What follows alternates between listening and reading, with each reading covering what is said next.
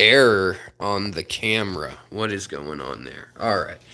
So, as you guys know, I have been very sick. I have had influenza. Let's go with influenza A, according to the doctor. I had a test that they swabbed my nose. Actually, I swabbed up my nose. I took their stinky Q-tip and I stuck it up my nose and I said, "Ha! I used to do this for money." Okay, so getting a little late here. Come on, East Coast. Yeah, hurry up, Alex. What are you doing? Hurry up. Get on with the get down. Get up with the get down. This is not going to be a saved live stream. This is just a little, how is it going? Happy Halloween. I'm alive. I apologize that there was no live stream earlier.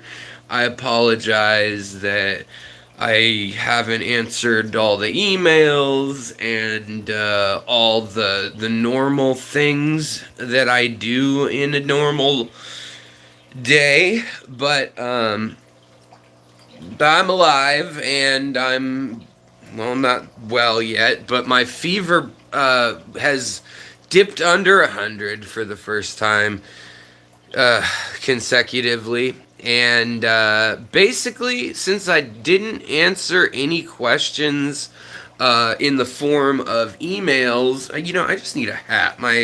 This hair, I fell asleep in the fish room, and I've got the hair that has not been cut since the COVID-19 started. You can't say it, so I can just say it very oddly.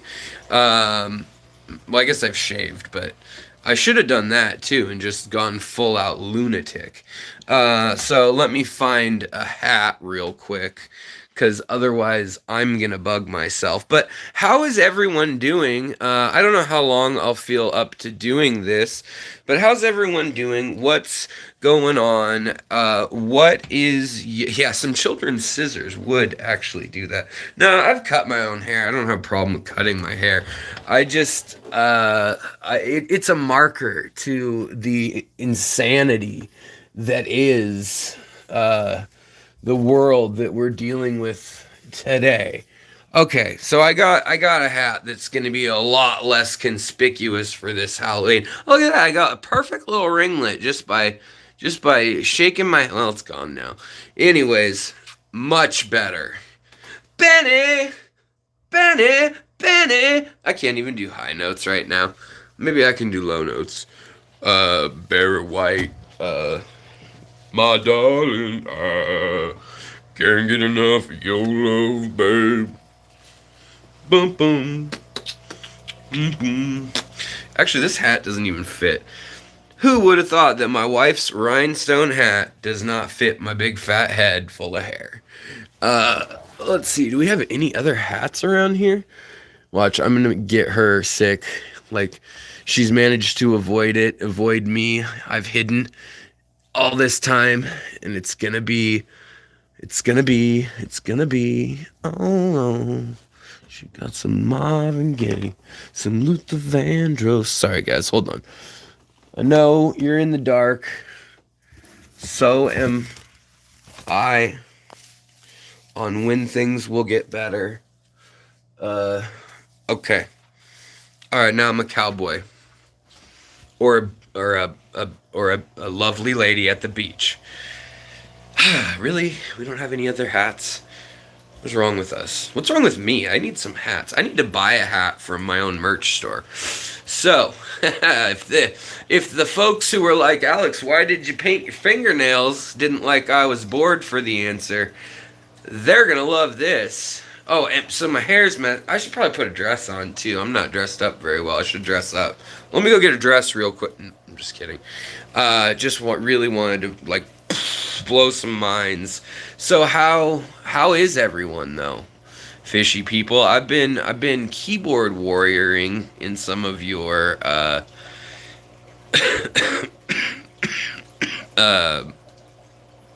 live streams and so forth the last few days. Misfits, doing good, just doing some late night water changes. Yeah, thanks. I hope I feel better soon as well. What's going on, Jason? What's going on, Kev? J-Rad, Drench, Muppet, Griffin, my man. I'm surprised Griffin's not. You get an extra hour tonight to be up late, so I thought you'd be doing it. I don't have the Schmovid. I have the Influenza A is what I have. Been great diet for the last 3.5, well, I guess it's been 4 days since I started feeling off, but 3 days of being sick, of feeling really sick, and yeah, Influenza A is what the second Schwab said. Whoa, we got a super duper chat. Going to do pan cure C treatment on shrimp tanks. Will remove large snails, but have many tiny baby snails. Will dead baby snails raise my ammonia, kill my shrimp, even with daily water changes? Yes, everything in your tank will die. There is no escape. Life is death. Death is certainty. Life is certainty. Nietzsche for the rest. But as far as fish goes, no, shrimp, fish, you should probably be all right. It sometimes kills shrimp, shrimp or snails, but really it doesn't do it that badly usually. It really kills the teeny little worms. It slaughters them. Same with like the planaria, the no planaria and stuff like that. It's definitely like that. So yeah, you feel my man cold? Ah, crap. You got it too down in Perth, mate? Oh, crikey. Bunch of bollocks, isn't it? So, in case y'all don't know, to do the test now in America, this is how little money we have in our system. They take a Q-tip and they don't put it here. They actually put it in your eye. Ah! No, they don't do that. They make you do this.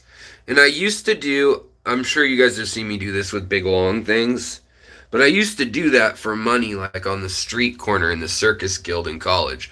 And you'd pretend like you're hammering it in, like it wouldn't go in, and then so when I took the little swab and I was like, hey, can I do it myself? I gag. I was just like and they were just like, thanks. So yeah, yeah, no, I understand, J-Rad. You're on a really good line of thinking there, buddy. And again, thank you for the super chat.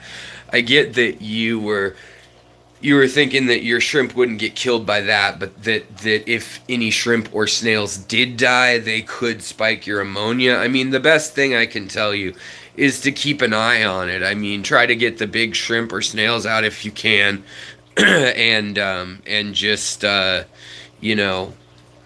watch the tank. I haven't always gotten the shrimp and stuff out, so and they've survived. I mean, to the point that I could tell. So I mean, you could lose 5 or 10 baby shrimp and maybe not even know it. So bad shrimp parent, I guess. Call SPS on me. That's Shrimp Protective Services. Their number is 1-800, totally made up. All right, guys. So I'm in one of those moods tonight. I had some babies. Very easy birth. Very easy birth. I mean, they're teeny, look. So that didn't trouble me at all. But these are little lemon Plecos I brought from upstairs in my big planted tank. And they're mostly hiding, actually. They were about 40 maybe, 30 or 40 babies, I think. And some are on the glass doing their glassy thing. That's their egg yolk. It's not their magnificent yellow color, so didn't succeed that much on anything yet.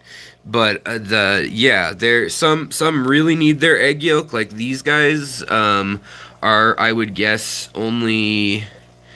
I mean, look at him. He really is eating that egg yolk. It's swollen.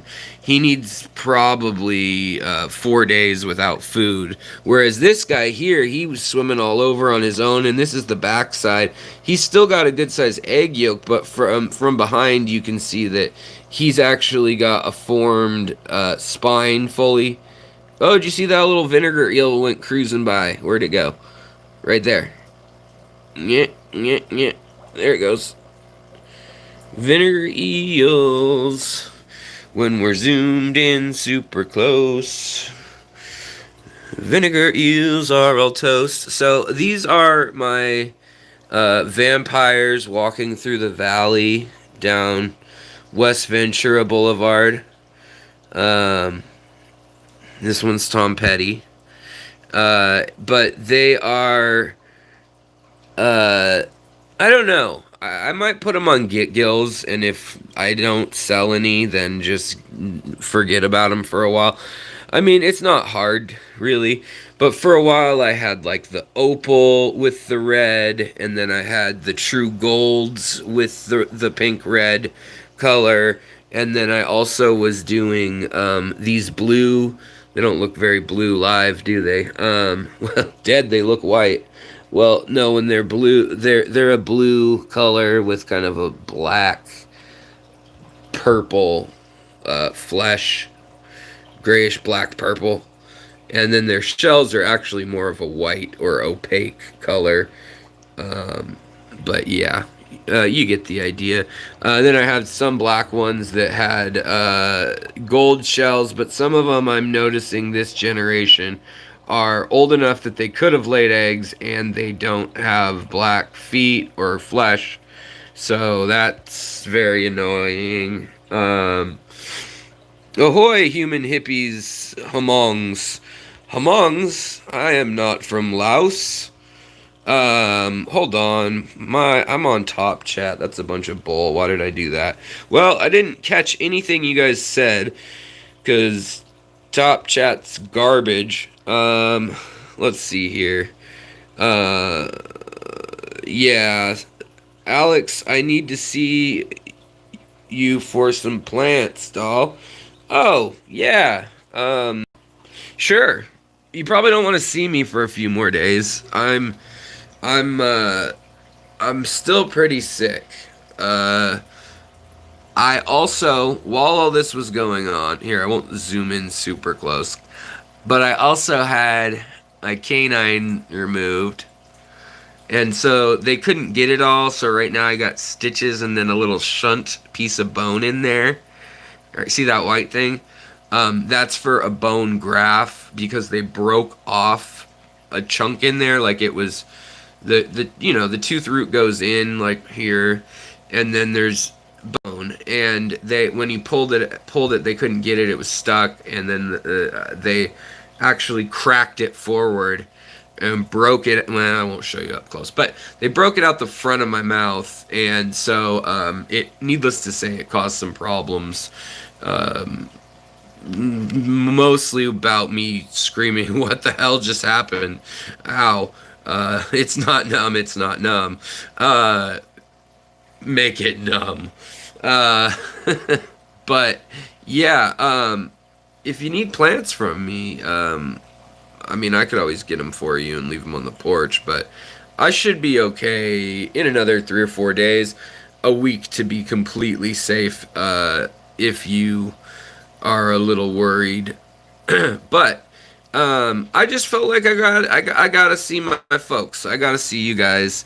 I can't see my real folks. They're all quarantined out, and so who knows what else I have. I still could have the Schmovid. By the way, these are my Endlers that have they have one line of dots ideally down their back area, rather than the solid stripes. They've got dots that are arranged going horizontally, and then they have green and yellow and blue as their colors rather than any of the reds and oranges that I bred into the tail. So that's kind of what they're up to. What's up, Kevin? How's it going?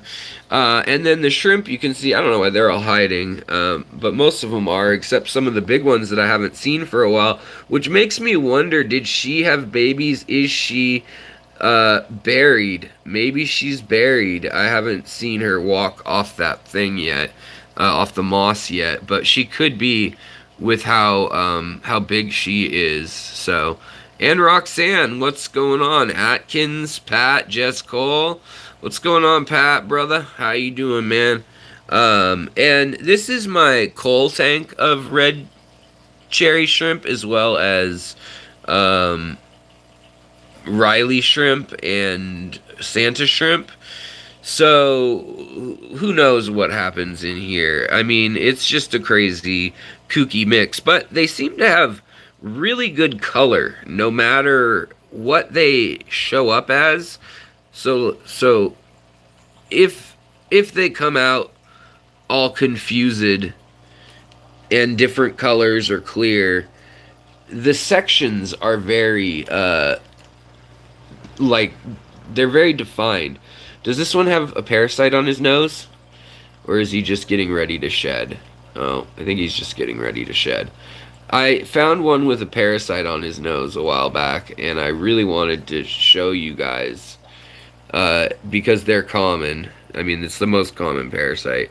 It's like a little worm that gets on their rostrum, but I don't know.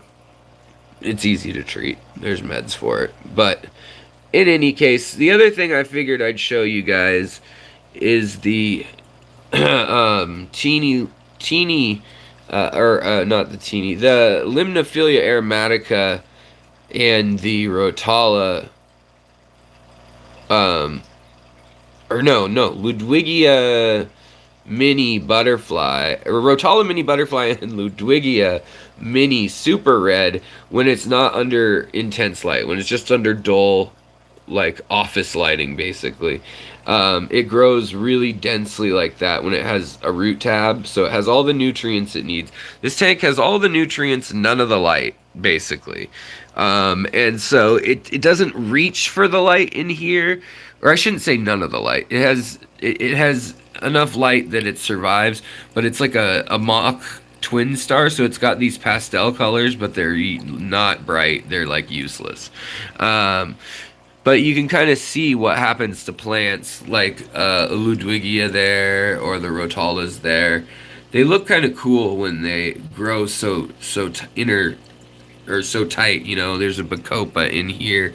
These haven't grown up out of the bottom ever, and that's very odd.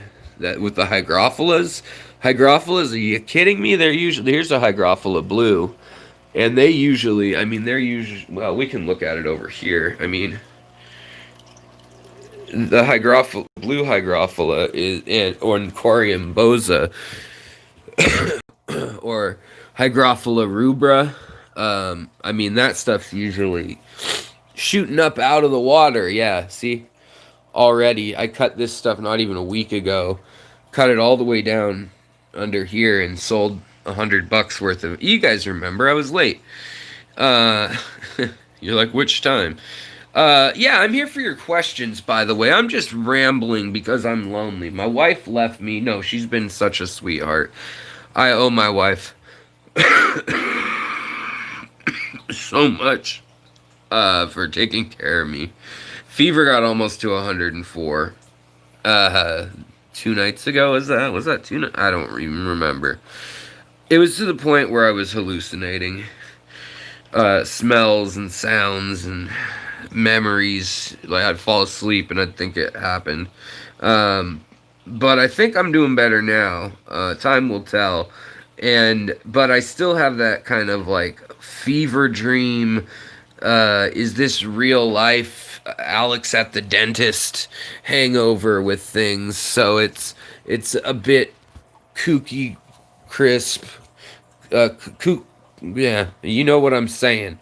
So, yeah. And, okay, so I don't know why all these are floating, but they need to get replanted. They're gonna, and then I'll answer some questions I saw.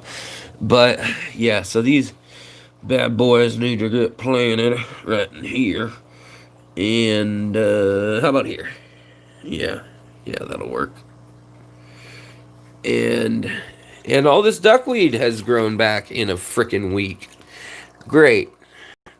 You turn your back for a few days during when you should have done your water change, and your duckweed goes from one corner to the whole thing. Well, that's a testament to Fluval 3.0.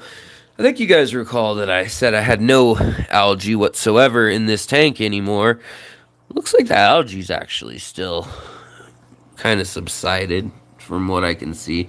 But just so you know, the Rotala that I showed you from above, this is the same strain that I just trimmed and put in that other tank. And you can see how much farther apart the nodes are, the color development, and there's not even CO2 in either of these. So this is the one that's like blood red under intense light. The other thing I wanted to show you before I answer that question while I'm thinking about it, come on, Prince, is he's got worms. We found this out last week, and I couldn't find dewormer, which is just freaking great. So I am gonna order some online, I guess, because I can't find any locally. Well, I guess I haven't really hit up my fish club yet. That's what I should do next. But I wanted to show you guys what worms are like when they get them. This is a male angelfish, and he's a little startled right now, so he's constricted that little opening there. But that little bump that he's got, if that's not clear or scale colored, and if it's red or white and not poop, that's worms. They look like little hairs. And she should have them too, I would guess. Although, I don't know if she does. Yeah, she does. See them? See the little red? And they're like little hairs. So, those are the most common worms probably in the hobby. Not as bad as like a tapeworm. See, he's got his little thing open all the way. But, that is just to kind of show you guys what they look like in case you're wondering if you see that and you're like, Alex, what's going on? Yeah, you got worms. You got to take care of it. It's odd because nothing new has come into this aquarium other than plants for a really long time, actually. So very odd, but all right. Can I add black neon tetras in a 10-gallon with a male betta? If so, how many?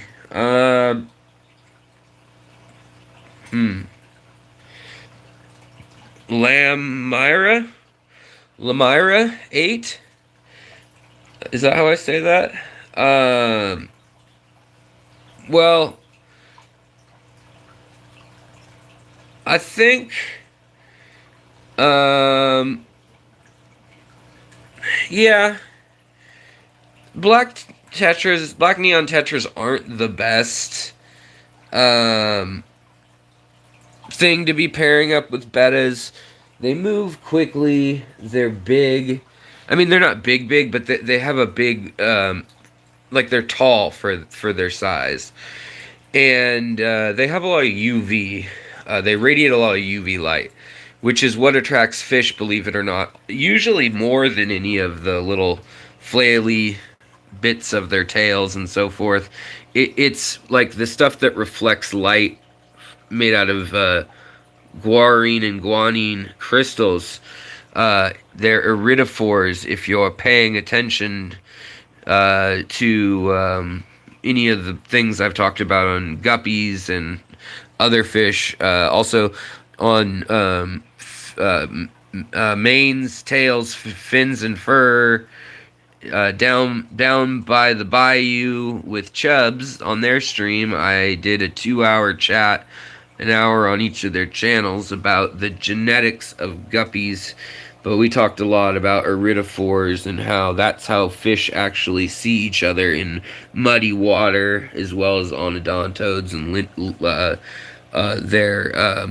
their lateral line down their side, feeling it.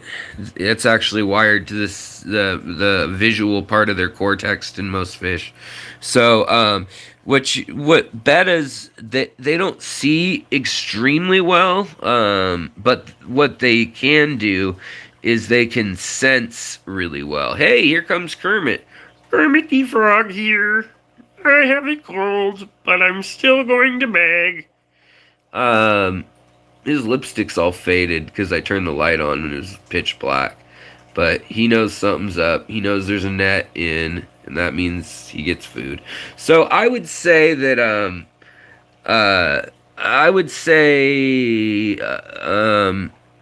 yeah, you could use them, but I wouldn't do more than like 6 in a 10-gallon with a betta. But really, I wouldn't recommend that unless it's really densely scaped. The tetras are going to swim in the open water, and the betta's most likely going to be in a corner, like chilling here. And if you look at it, let's go to a 10-gallon tank for reference. A betta is going to have about this much space that they feel like is theirs if they're not spawning. And anybody... So your other fish, basically, they're only going to swim up here. So they're going to swim in about 2 gallons of water, and that's pretty mean, even if they have a bunch more water cleaning them up. So what I would recommend are some ruby tetras, probably. Why I'm just worried all the snails are eating back there, and I don't see many of my blue dream shrimp out right now. In fact, a disturbing number are MIA. And there were like 5 pregnant a week ago, so what gives? I mean, they could just be hiding really well right now. Hold on, this is going to sidetrack me for a sec, and then I'll finish showing you the tetras that would work other than those. Tucano tetras would be a better surface tetra, plus the money would determine your school size. I mean, because they're expensive. And that would you'd probably be like, well, I'm going to get 4 because that's what I can buy. No, you want to get more than 4. That was a joke. But look at this guy. He's so persistently on this piece of algae. Whee! Okay. I guess my shrimp are somewhere. Yeah, they're mixed in amongst things, I guess. And all the panda loaches are accounted for, so there's probably not a big die-off or anything. Panda loaches are more susceptible. Yeah, actually, the shrimp are all just chilling right there and just dark. They're dark, the lights are out, so... and I've really culled this group, so they stay pretty darn dark. But... okay, tetras. Back to tetras. Back to tetras. I mean, you could do Somfongs rasboras, lamb chops rasboras, something like that. They actually live with the fish you want, the bettas, in the same water. These Somfong rasboras are great. They color up to this nice orange color, and then they're this silver coppery topaz, but it's got a rainbow in it if you look at it from afar in nice lighting. It goes from blood red and orange to gold on the males and silver all the way on the females to this like iridescent bluish green topaz color on their main stripe. Here, let's see if she'll do it here. She's kind of discolored a little since I came over. But you can see that kind of lime green on her stripe, whereas the one in front's a little nervous. She's a little more nervous. You can actually see her eggs right now, too, in her belly. So if you're ever wondering how to tell if tetras are pregnant. But then the ruby tetras are in here, too. And they hang out in the bottom, which is what I was going to get at about why you might want those. Because then you've got, instead of your betta mostly hanging out up here, and taken a spot that may move or may be based on a rock or a leaf, then your bettas, can move, and they'll just move around your betta. But then you can have them optimally using other parts of the tank around the betta, and they're so much quicker than the betta, so much better evolved for just chilling there. In fact, gobies and bettas have gotten along fine, even though they don't like the same water parameters in theory. I had a betta staying with these guys for a while in this tank, and other than my shrimp getting eaten, it worked out okay. But yeah, so I would say those are a good one. There's some little blue topaz tetras that are good. Ember tetras would work. Let's see, do I have any other tetras up here? Believe it or not, pea puffers have worked for me also with bettas. But they will have a little standoff in the beginning, and then they'll figure out who's in charge of who, and they'll all get together. They'll learn how to use their fins as thumbs, start a fire, and sing Kumbaya. Alright, so I'm buying parts for a DIY baby brine shrimp hatchery. Kev, is it a bong? I'm just gonna ask. No. Is it a boot? I'm just gonna ask. Alex, do you recommend a TDS meter? Not really, unless you're keeping shrimp or some really hard to keep,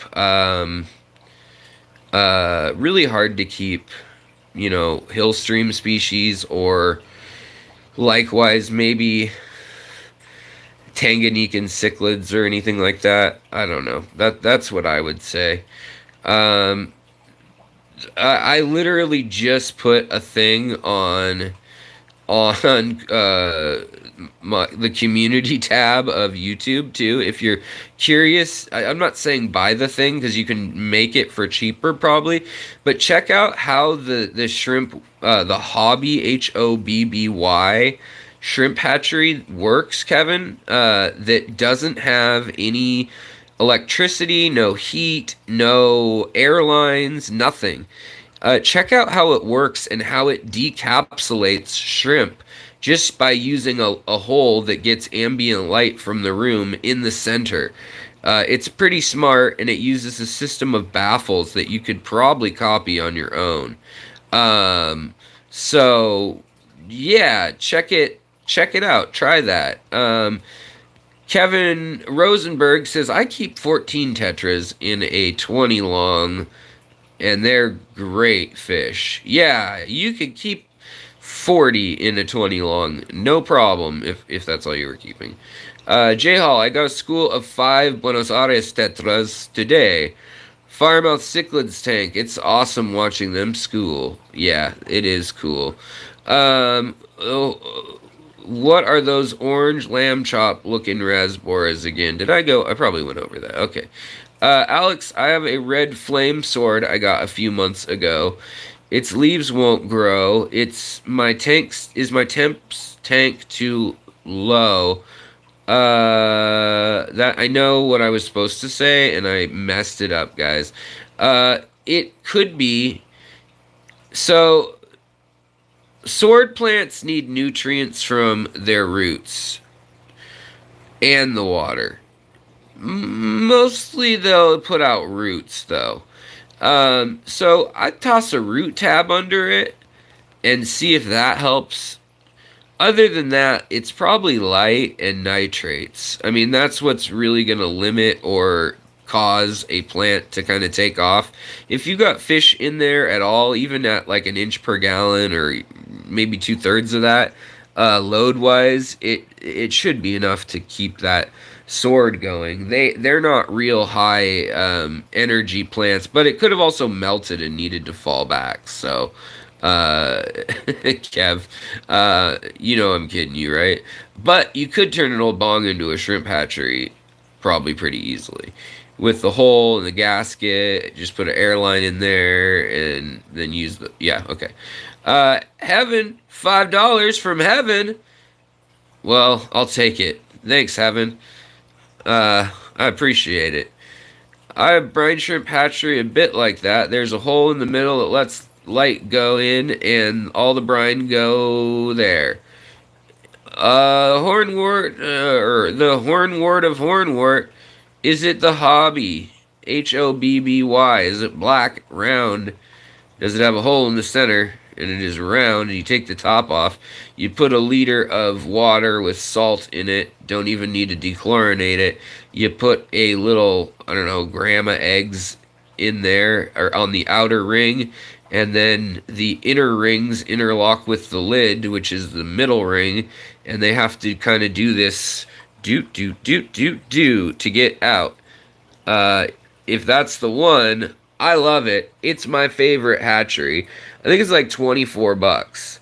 I think after everything, it was like it used to be $19.99, and then there was shipping and tax, and it used to come out to $24.99 total at the door in America.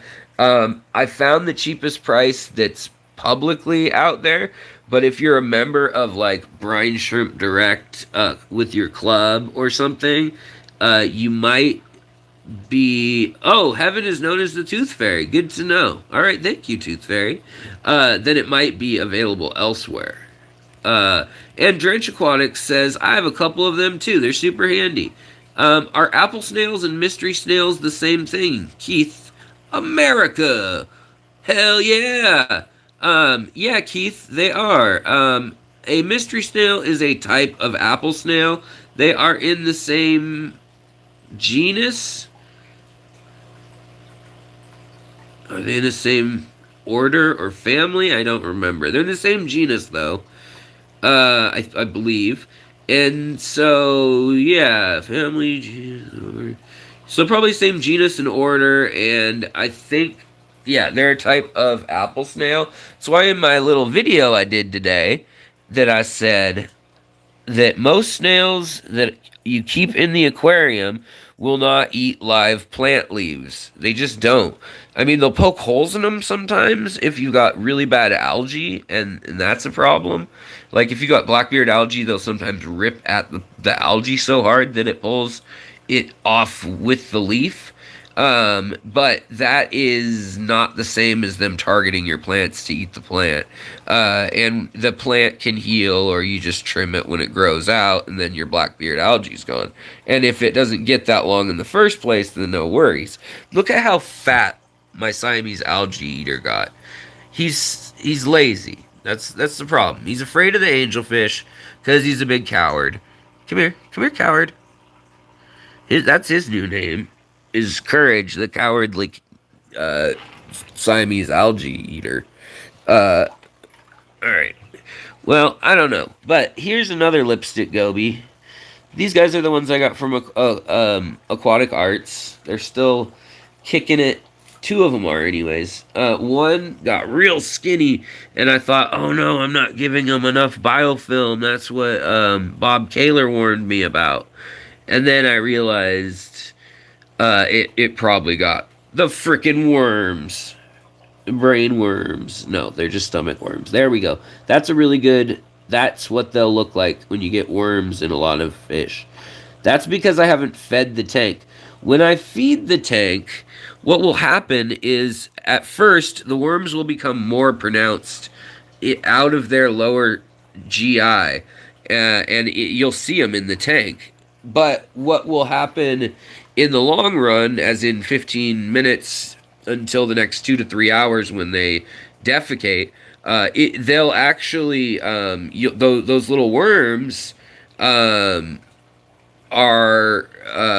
going back up into the stomach, and they're going to eat from the fish before the fish has a chance to get the nutrients. So there's that. After party. You missed the main party? No, not really. Let's see here. Good to see you though, Derek, brother. Let's see here. So, we got a nice, it looks like it's got leprosy. It's just on the glass. It's eating algae, but we've got the Pleco, the albino ancestris in here. I've got a super red female and a super or a green dragon, both long fins, and I'm just kind of hoping that he will. And he just started showing his whiskers. Kermit the Frog here's looking at us. I will haunt your dreams. Someday we'll find it, the rainbow connection. My lovers, the dreamers, and me. Okay, sorry guys, I'm done. Let's see. So, I've already showed some of y'all this, but I thought I'd show it again. Play it again, Sam. Alright. Okay. Look at these tanks. One of these tanks is not like the other ones. So one has a heater. Oh crap, this heater's way too far out of the tank. That might be burnt up. We'll find out. We'll find out in a moment here if the little orange light comes on. But I need to top this off like tonight. Between the broken ribs and then being sick, I haven't been able to work on my tanks. So we had a little Medaka tank here. And it was a good thing I put a heater in here, because if you were watching live the other night, I actually found some Corridora fry in here that must have been on some of the moss I tossed in. Over here, where everything looks like death, it's just a shrimp tank. And there are some Batis in here, Scarlet Batis, but these tanks are not heated. What's kind of interesting, it's subtle, but there's maybe a centimeter more evaporation from this tank. Neither one's heated, but that one's on the outside. So even the ambient temperature right next to it is causing it to evaporate faster, which is kind of interesting. Hold on.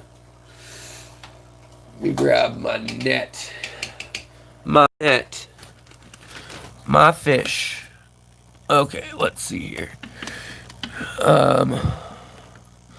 Let's see who we can annoy to the front. Bueller. Green Jades, come on up. Looks like even... Okay. Oh, look at this. This is interesting. Oh, never mind. Not interesting. I thought that was going to be a snail with a racing stripe. It's not. These are more pearls. There's another blue one. I want to get the blue ones with the pearl, though, so that's why they're in there. What's interesting with these green shrimp here, so check out these green Neocardinas. They're very, very dark green. They'll turn light green if they were kept differently on like a light substrate up high in natural light and stuff. But what's interesting, if we can kick some forward.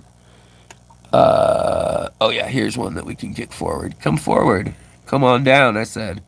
Look at this. This is an all the way yellow one. If you put yellow Caridina frequently with green Neocaridina, they will color up with them. And they will fool the distributors.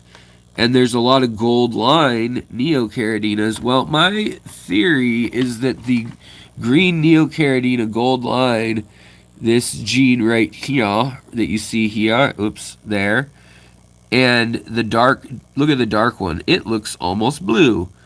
I think that the true greenest color they can get is about like that one on the top of the rock, and that one there is only a generation of yellow and the top of the rock green. The other one is a blue and the top of the rock green.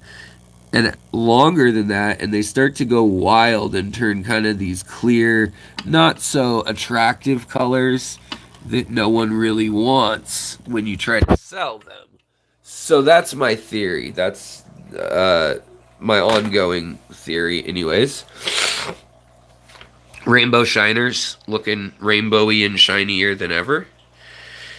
Yeah, I still have pea puffers. I showed them up at the top tank before.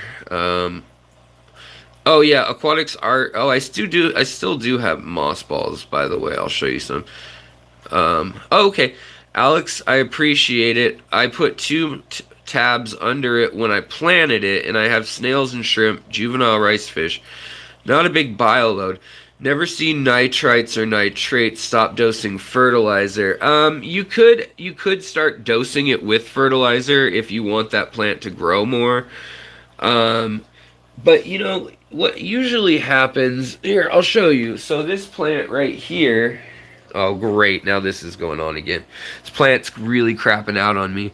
This is a sword here. This is a bear's ear, I think it was called. Bear face, that's what it's called. Sword.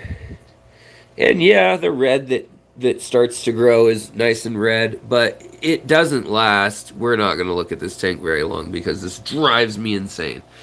But yeah, that's it. That one's planted in sand. So, I mean, even if it has low nutrients, a sword should do okay. There's a puffer up there, by the way.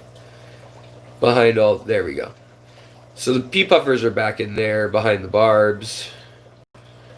Barbs are African, puffers Indian, the Madaka rice fish are from Southeast Asia, and we've got Venezuelan endlers with Central American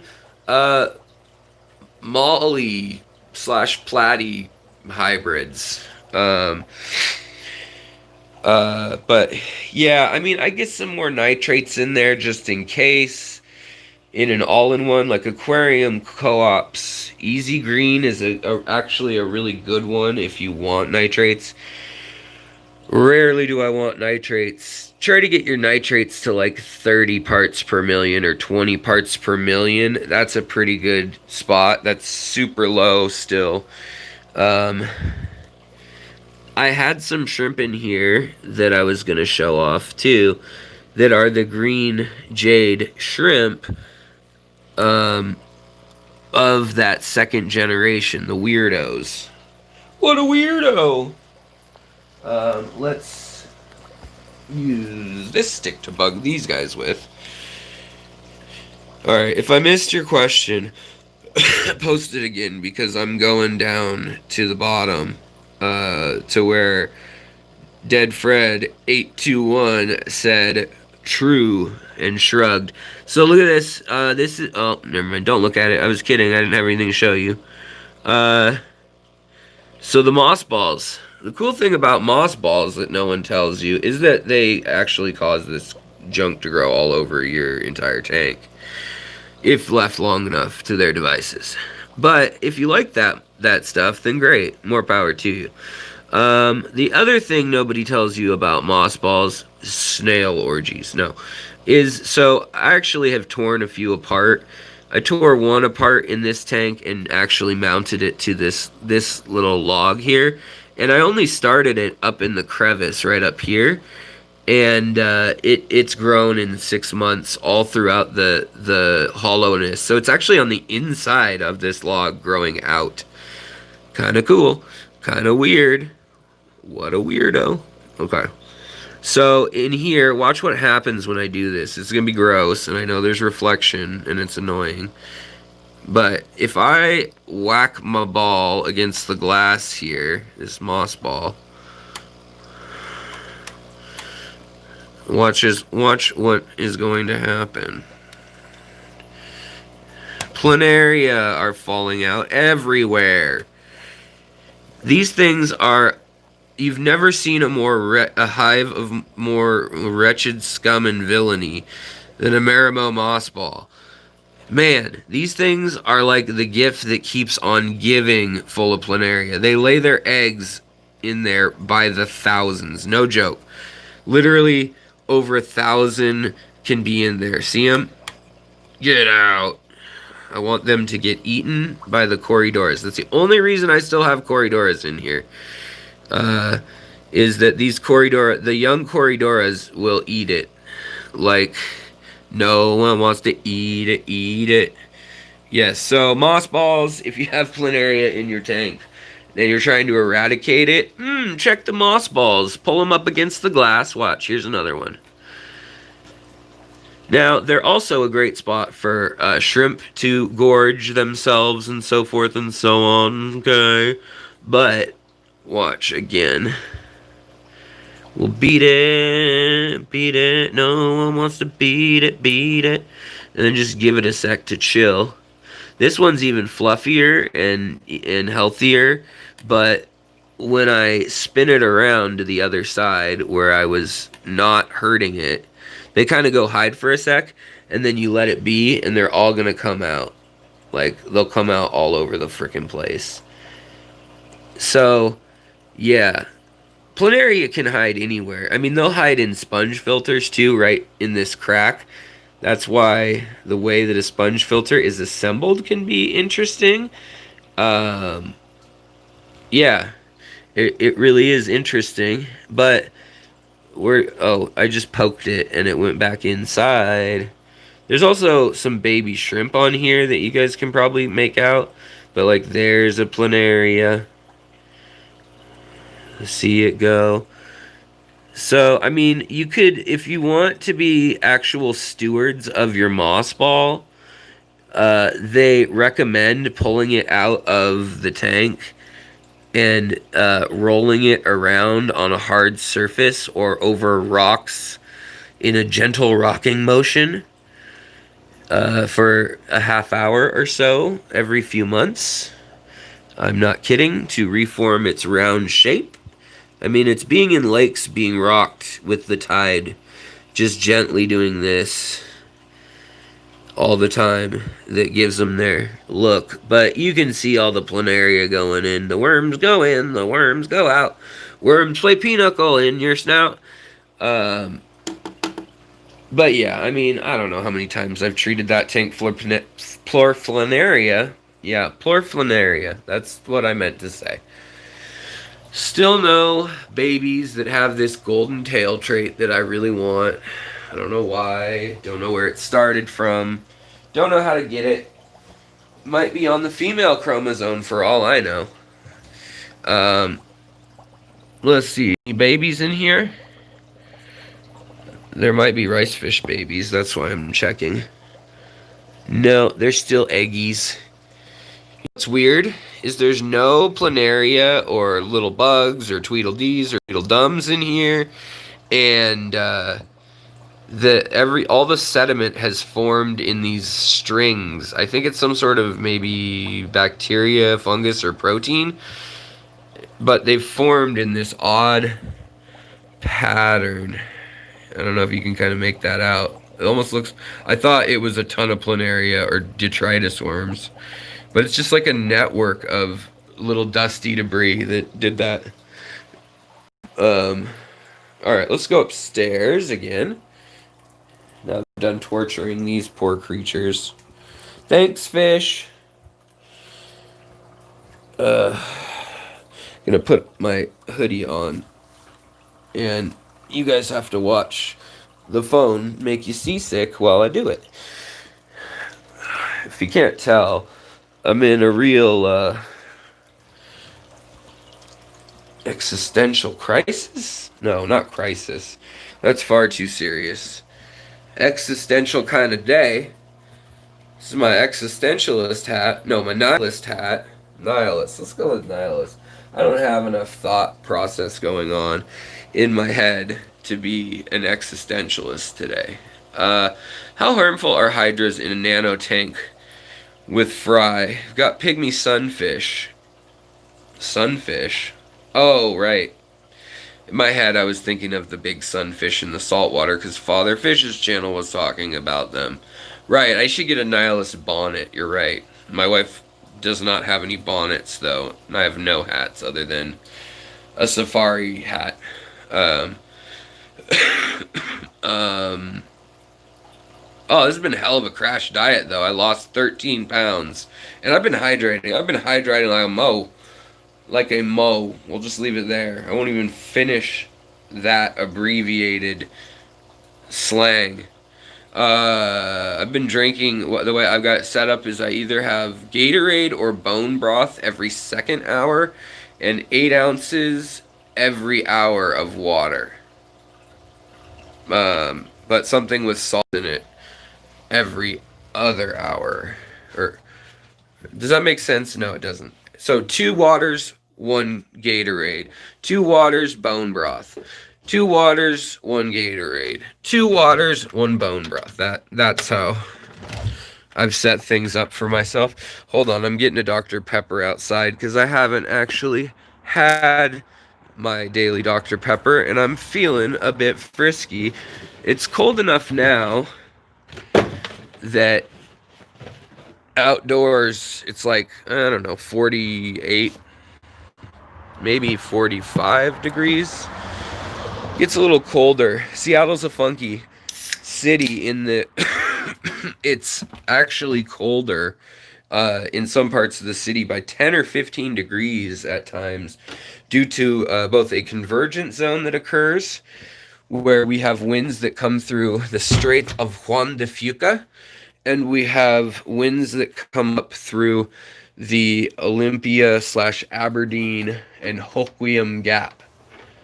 And then we have other winds that rarely blow from the direction that come up through Yakima and the Great Basin region. Sorry guys, I was just putting a runner back on a door.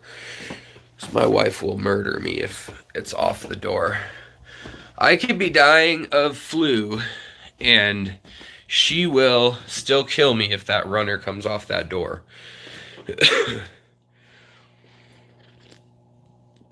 Oh man, you know, you guys are all the sweetest, most caring folks ever. Hold on. I walk up the stairs. I need a break. But, and I mean this with love. I do. Please don't give me any health advice. Unless, like, we're talking about it, or you have what I have. No, not even then. If we're talking about it one-on-one, then give it to me. But I've had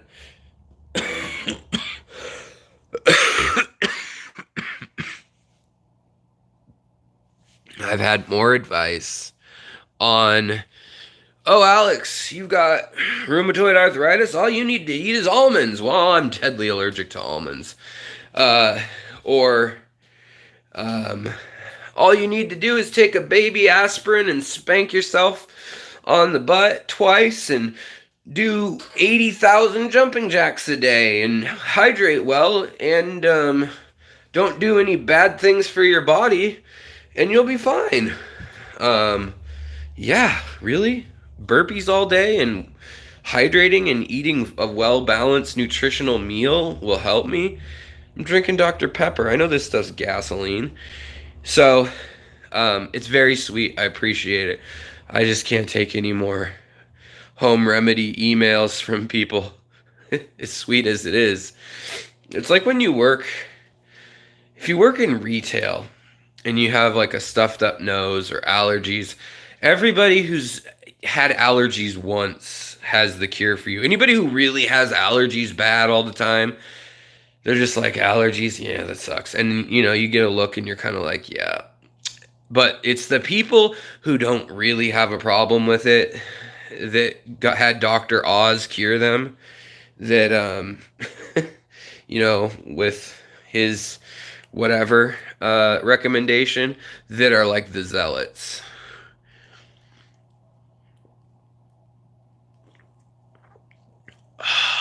That feels so good on a scratchy throat.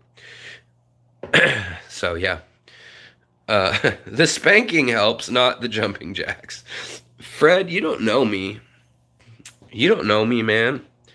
I am a put together individual. I want this video, this live stream, to go down as my cheeseburger eating moment on the phone, passed out, if it, as it were. I can't even remember the name of that celebrity. Happy Halloween, though!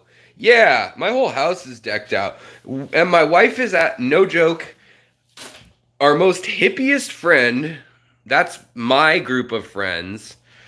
And she's at our most hippiest friend's house at a bonfire. Because nobody will get together on June 20th, 21st, 22nd, or well, not June, sorry, December 21st or whatever. I think 21st or 22nd. Because it's cold as hell and nobody wants, and here it's not snowy. You can't have like, oh, we're gonna get together and hang out in the snow for the solstice.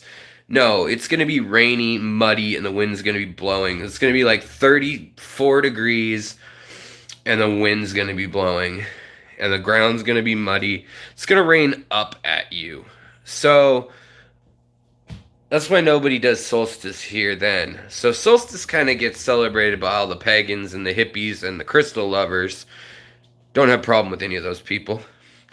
It gets celebrated kind of in Halloween. So she's at this celebration. And I was like, honey, I'm growing dreadlocks. No, this is just wet hair when I fall asleep, and not wet even anymore. This is hair that when I fell asleep in the fish room, like I took a shower and then I went in there and it's like 80% humidity. If I lived in the South, this is what my hair would always look like at this length. When I had really long hair down to like my nipples, like belly button length hair, it looked like ringlets. I mean, I looked like, when I wasn't such a fatty, I looked like Robert Plant or something with my hair. It was a lot blonder too. Now I look like Meatloaf. All right. Do we have any more questions, or have I just? Let's see. I used to love Crystal till that heel went through my windshield. Rough. Yeah. Crystal, she used to come on at 4 o'clock at the Deja Vu in Lake City Way. Crystal, it's a hell of a drug. We could do crystal jokes all night if you want, or we could talk about fish. Would those standard LED lights on Amazon be good for plants? No, probably not. No, I don't know what you're talking about, Mr. Gromby. Mr. Gromby. Send me a dream. Bum, bum, bum, bum. Are you talking? Yeah, I look like it. Like Tis. Like Tis. Spelled backwards. I know that. Yeah, I know I look terrible.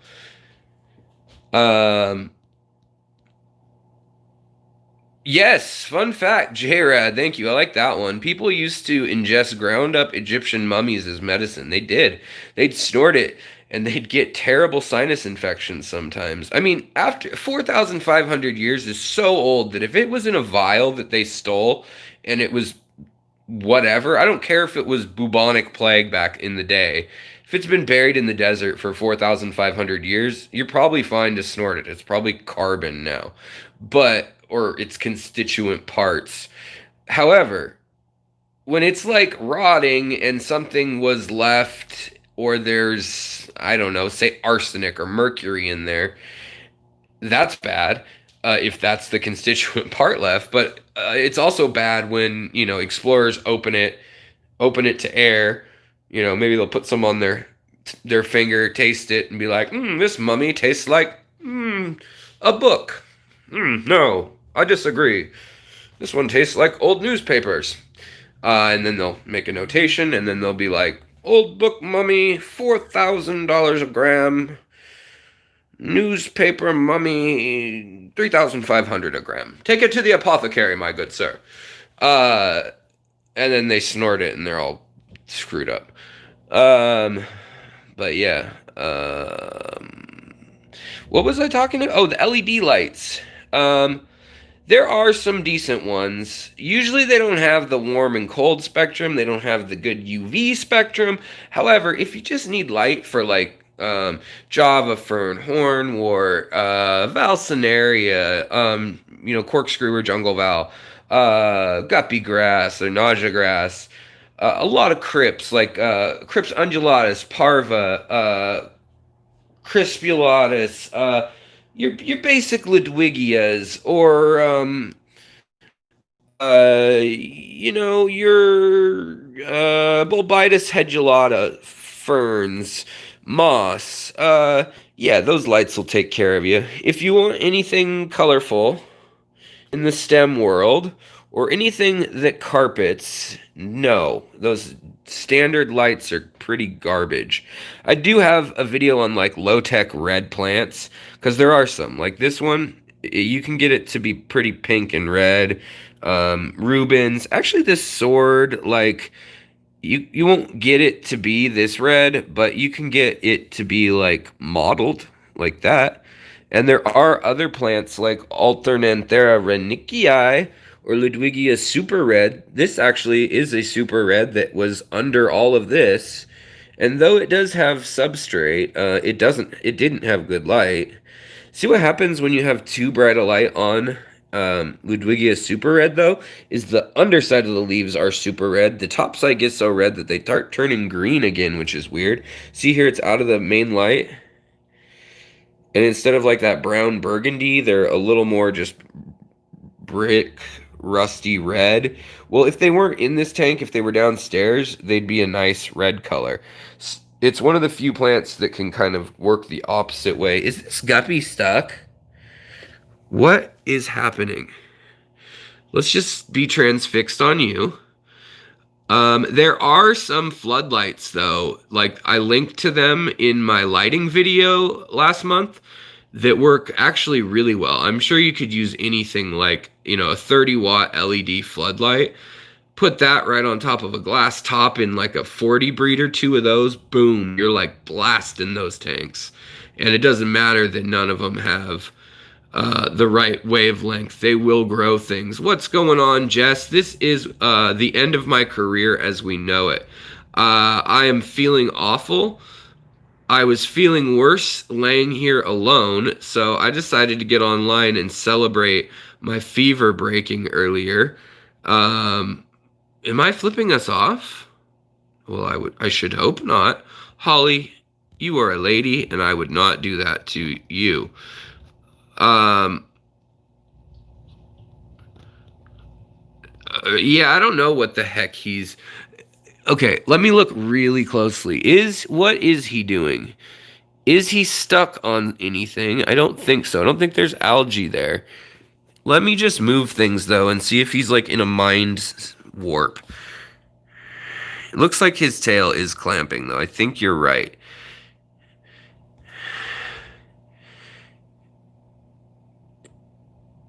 Good call. Put my wallet in his mouth. He's seizing. Oh, you're funny. Well, now he's up top. What?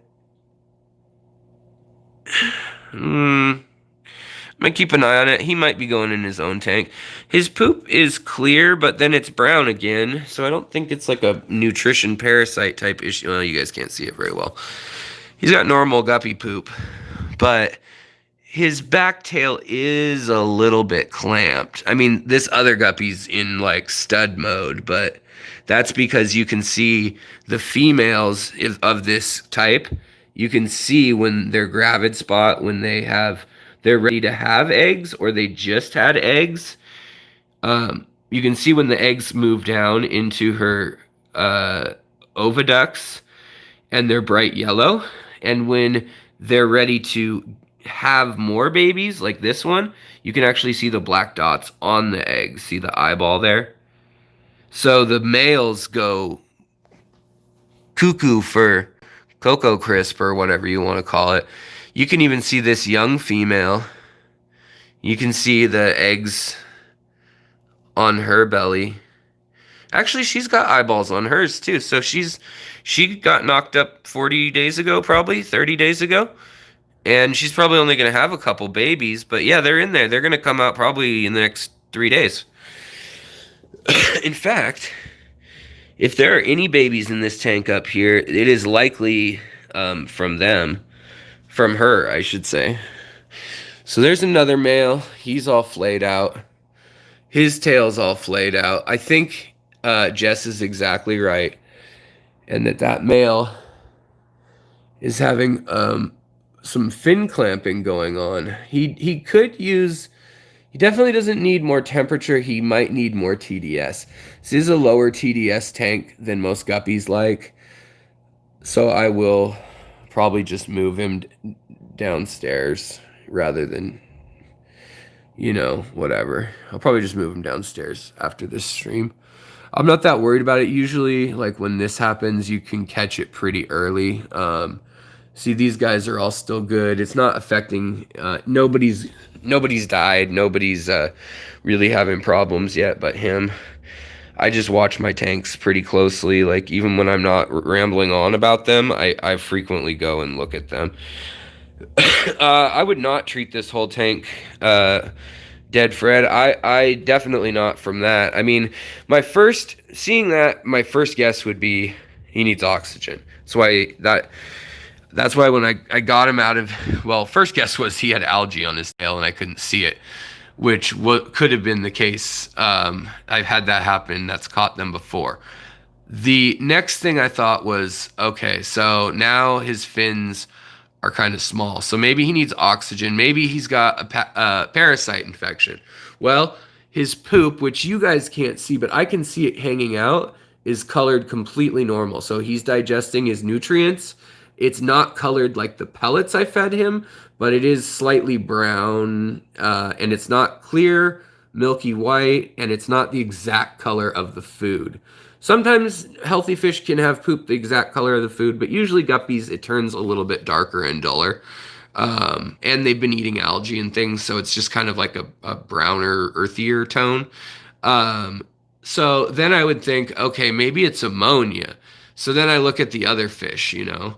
The other thing, if I had no oxygen in the tank, I would be looking for pearling in the plants going on. And because with this amount of light, you should have a lot of pearling on every plant. This is slight pearling. You see the bubbles going on these thin plants. That's not a lot of pearling though. So they're not using CO2 with the light, and there's a lot of nutrients in the soil, including root tabs. So they're not doing that. So I know that's okay. So it's likely either a bacterial infection on that guy. Fungal, I'd probably see it in his scales. There'd probably be a discoloration. Viral, same, and there'd probably be white spots on him. Now, he has a very reflective dark body, and I would see a white spot very easily. So it's not ick or anything like that either. It's either stress, nutrient deficiency, or, I mean, it could always be neurological or something like that too. But I'm guessing bacterial. Something else just caught my eye that just solved this problem. Okay. Might treat the whole tank, but probably not. Look at this. Look what I just found. This is a Cochus tetra with Popeye. That settles it. It's bacterial. So, thank you guys. We figured it out. It is bacterial what's going on. And it's caused a Popeye for this guy. Still, I'm not going to treat the entire tank yet. That would be really harsh to do to all the fish in here. What I will do is I will remove him. That Popeye's been up for at least 6 hours at that size, at least.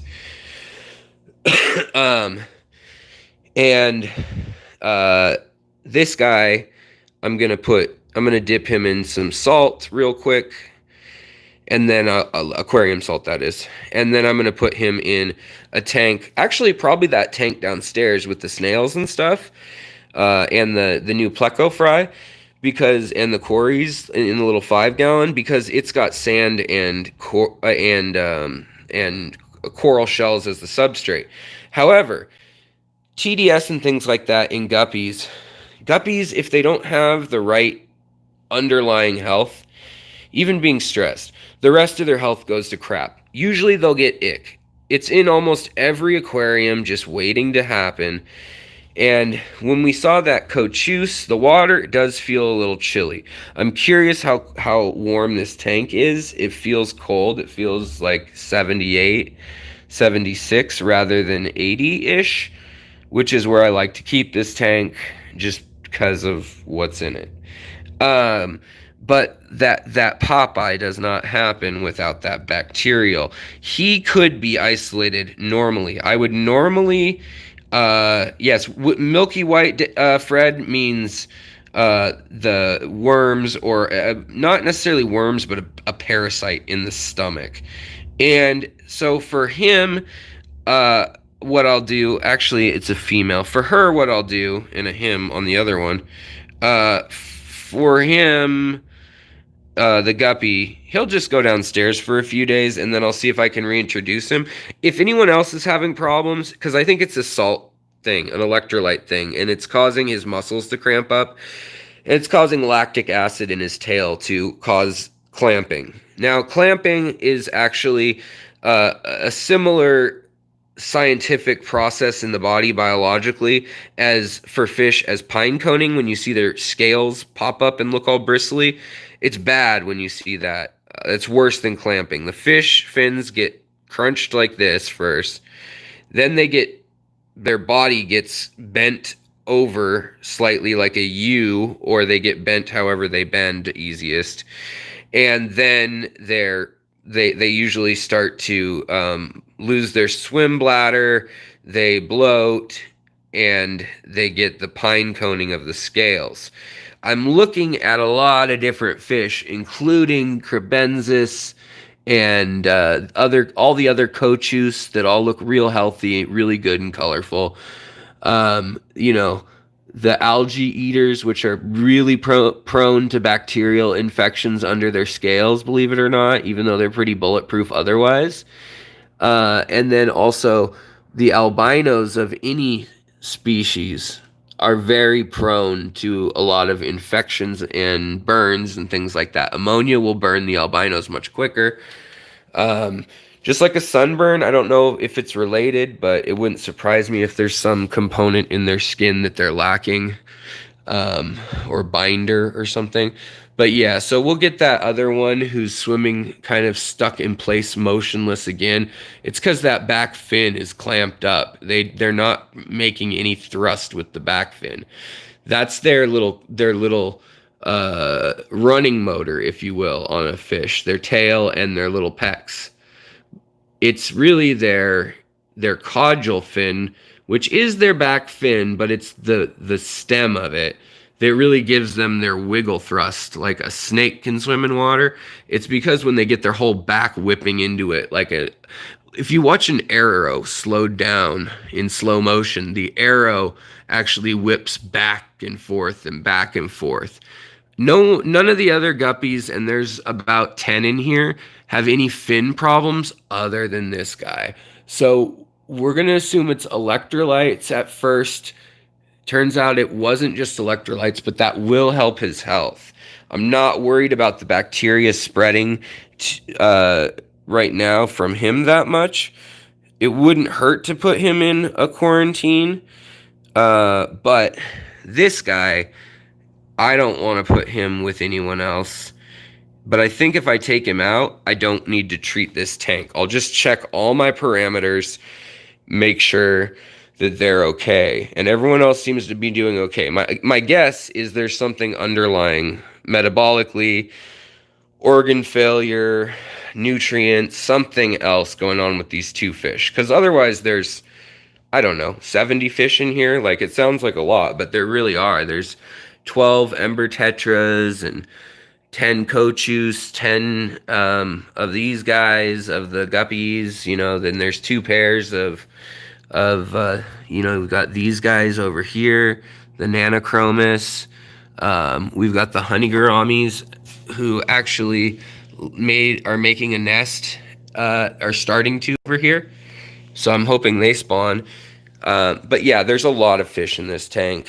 It doesn't look like it, but there are. There's just so many plants. There's 25 cories in this tank. It's 46 gallons. So yeah, I'm running it at a heavy load for sure. And then there's pencilfish.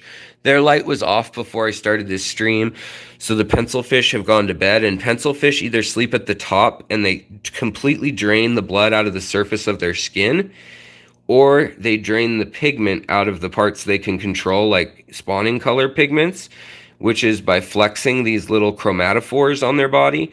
And so what they'll do, they're all back in there, and they all picked a leaf to sleep on for the night. And so you can see them back in here, laying down or rolled up like little tacos on the leaf that they chose. The other ones sometimes come to the surface at night up here, and they kind of just float, half awake, half alive, half conscious. Also, it looks like we have more baby plecos that had been kind of lurking around. You know, we can see them now. So they're doing okay. The other thing is the shrimp are okay. And if there was ammonia problems, if there were nitrate problems, they'd be having troubles long ago. Same with these jelly bean tetras, ruby tetras, jelly bean tetras, Tucano tetras. Let's see, what's another delicate tetra?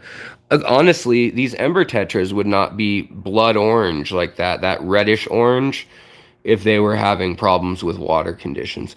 So I'm almost positive it's something bacterial going on there, and then something with each of those fish themselves.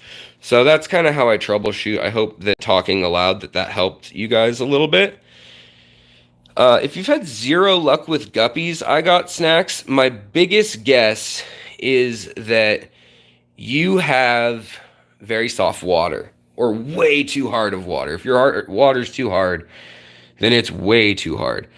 But you probably have bad luck with shrimp also. You probably have bad luck with shell-dwelling cichlids, maybe with endlers or mollies and that kind of thing. You could try brackish water. My guess is you have too soft of water. And all you need to do is add a cup of coral, crushed up coral, fine crushed up coral, or use 1 pound of coral per 10 gallons of water, and just dust it atop the substrate and just let it sit there. It'll eventually settle in and work its way down into the substrate, which is good because then your plants will eventually uptake it. Calcium carbonate rather than straight up calcium or calcium sulfide or I don't know, whatever compound it could be left over from the coral's lifetime with the carbon.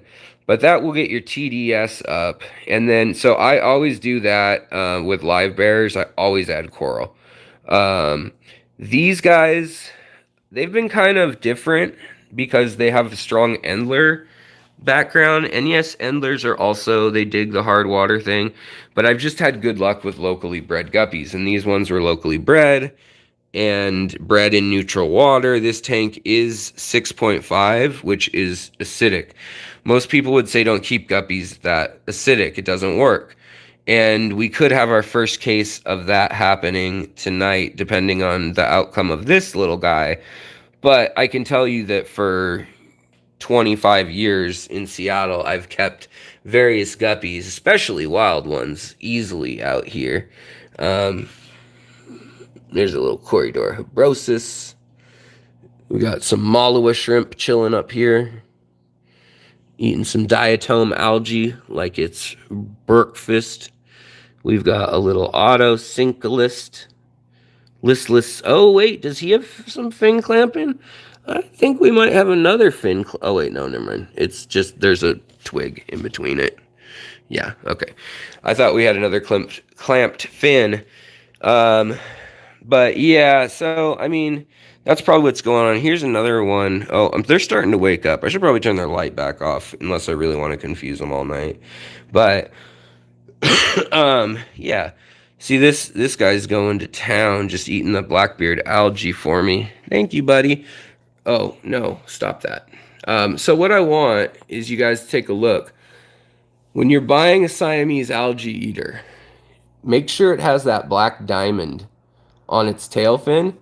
And what you really want to make sure of is that you can see each scale looks like it has an outline. See how you can make out every single scale. Maybe this isn't the best lighting for it, live streaming. But they should be so metallic, like tin foil, that the break in their scale should look like chain link or something, like a diamond pattern. And that means it's not a Chinese algae eater or a flying fox or a normal algae eater or the, I can't remember the name of it, striped algae eater, but it is a reticulated algae eater. And these guys eat blackbeard and staghorn. So they'll eat this blackbeard that is the bane of my existence for selling plants that grows.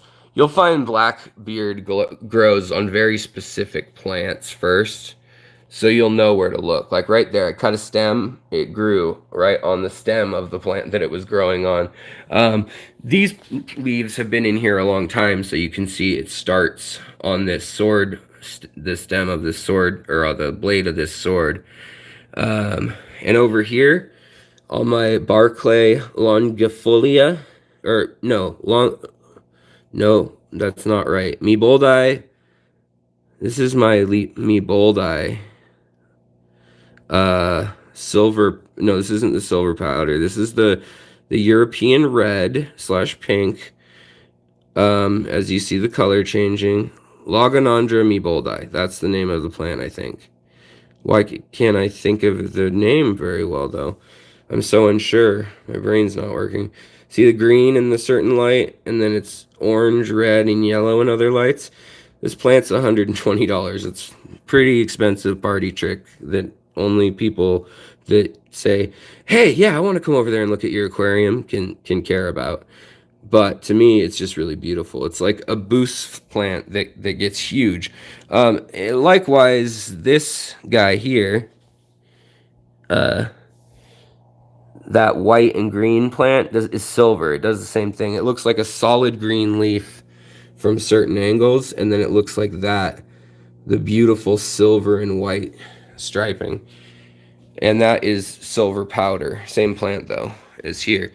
This, I actually think, is turning more yellow than I've ever seen. I don't know if it's my nutrients or what, but I'm going to ask Tom Barr about that, and Crystal Kesselman, just because the German ones, this is 3 generations removed from the original, and yeah, it does still have the red underside, but I've never seen the orange and yellow so prominent.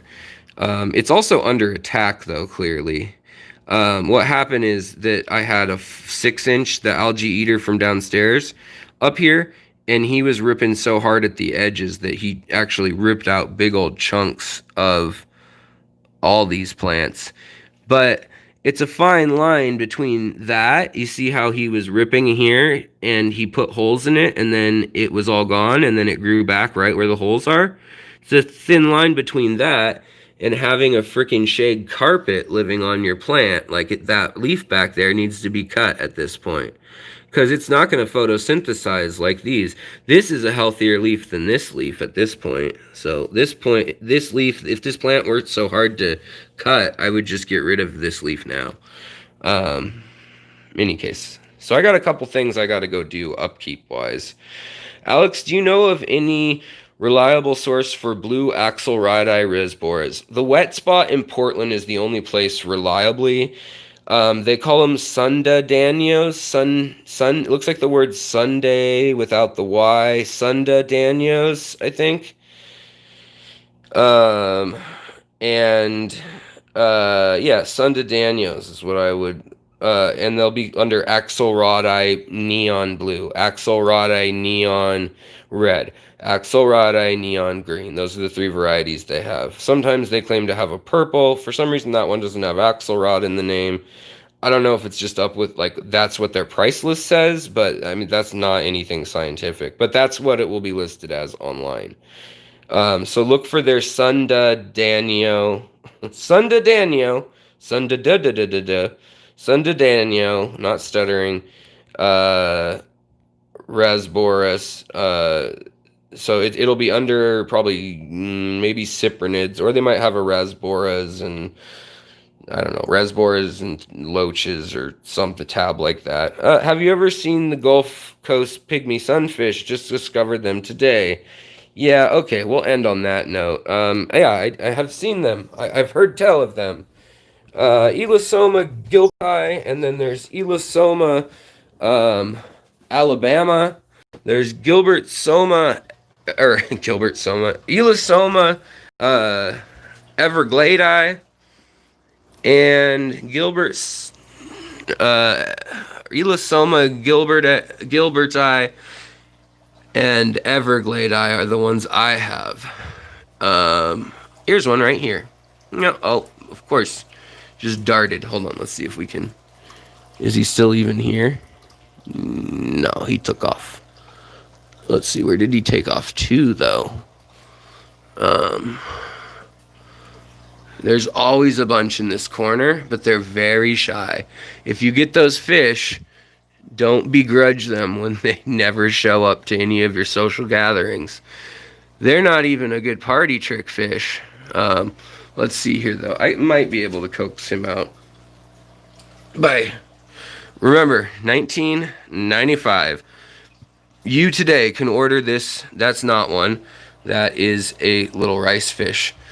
Oddly enough, there are some Malaysian rice fish in here in a non-heated tank.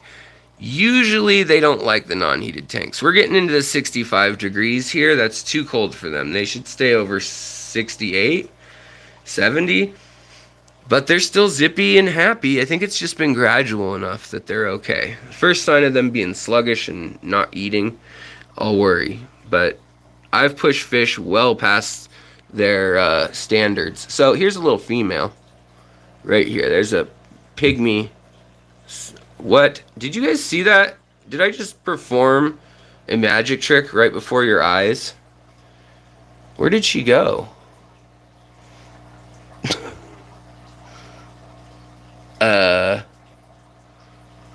And I've replaced her with another blue eye Medaka rice fish. What the hell? Jonah's Pets, Jonah's Aquarium, jonasaquatics.com. Check them out. That's where I got these. Ilasoma Okefenokee, they had those too. I used to have them. Honestly, I know they all have a lot of different names and colors and stuff, but the collection point matters more than the species in some cases.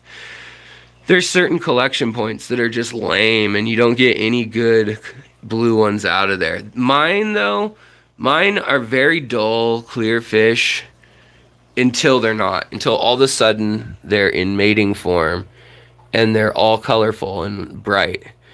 But natural summer and spring sunlight seems to do it. There's 5 of them in this little tank.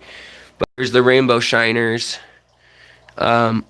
which inhabit same rivers as them, and the Medakas, which do not. And they're different weight classes, hardcore.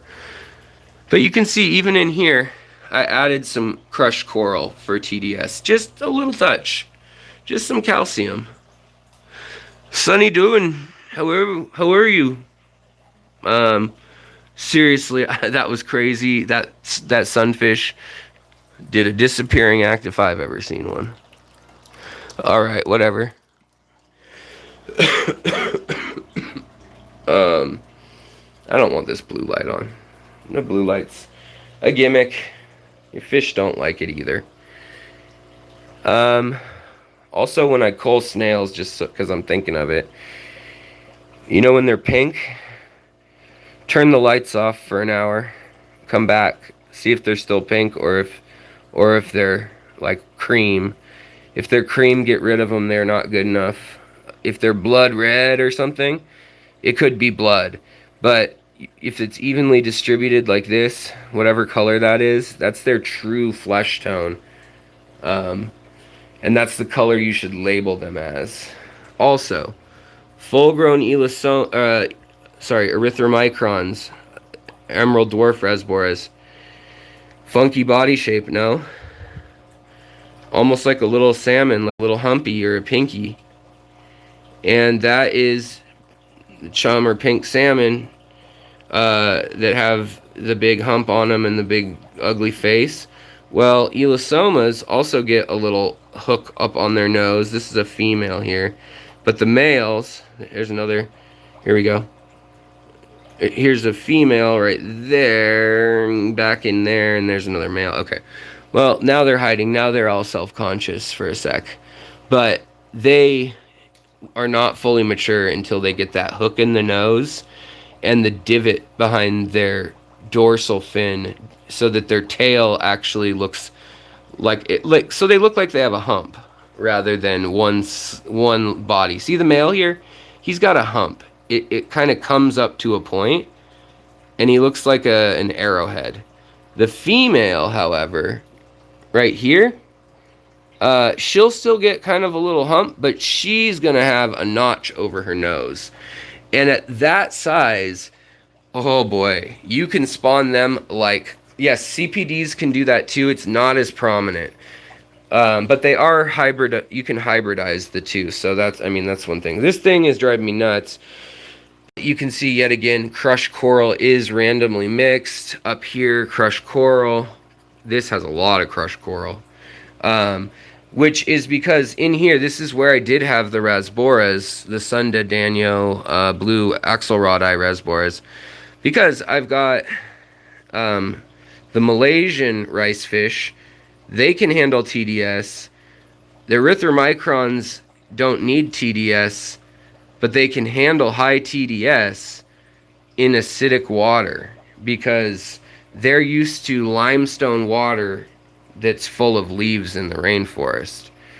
So it's one of those conundrums where you have to add leaves, then add coral, then add wood, then add, eggshells, and you kind of are fighting both, changing the pH versus changing the TDS and calcium to get them in optimal coloration, which they're not coming to the front to show you, but these are stunning looking. These are my breeding erythromicrons. I've given away, not given, but I've sold several hundred from these 6 as my A team. They are getting old though. They're all at least 2 years old.